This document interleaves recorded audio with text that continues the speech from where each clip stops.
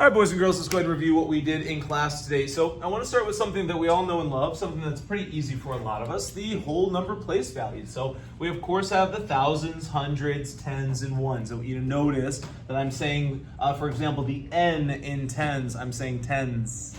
Or the D you really hear in hundreds. And I stop there. There's no extra sounds, and that's really important here in a second. Now, if I write down a number like 1067, boys and girls, that number is, of course, 1,067, or 1,067. Now, we all know those parts of our place values. Pretty simple. Where it gets a little tricky is this dot. This is our decimal place, and there are actually place values behind it that we are learning for the first time.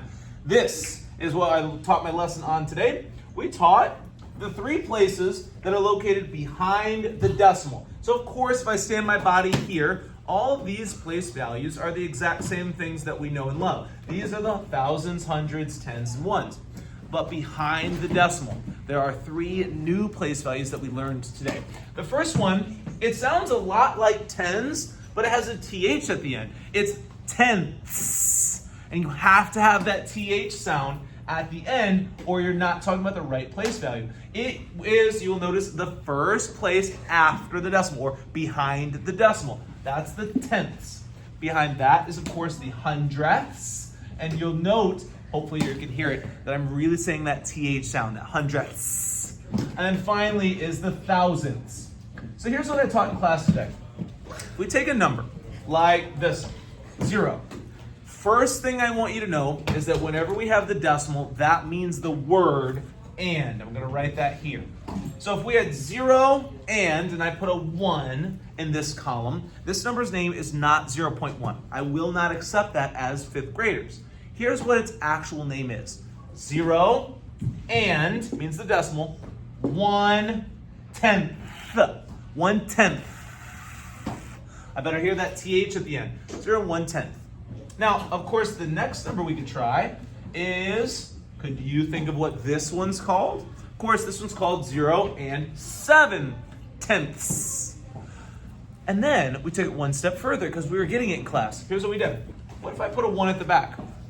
This is no longer 0 7/10. This is something completely different.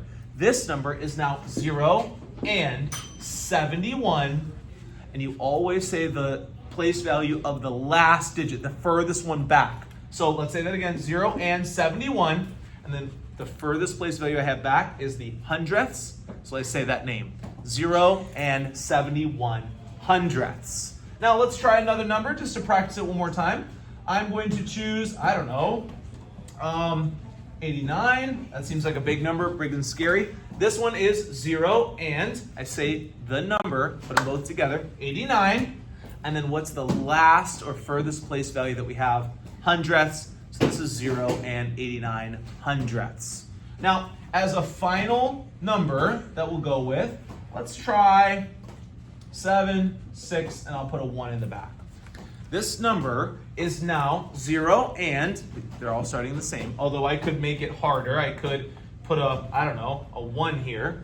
Then it would be 1 and 761, say the whole number. And then what's the last place value? It's the furthest one back that has a number in it. Of course, thousands. So that's what we say. This is 1 and 761 thousandths. Please note, the only mistake I saw is some people were saying it's 1 and 7/10 and 6 hundredths. And no. You just say the one name of the furthest digit. 1 and 761 thousandths. That's how we say it. And here's why it's so cool. If I choose any number I want, I'll go with 0 and, 2/10. 0 and 2/10. Here's why it's so cool. We can take this decimal and turn it right into a fraction.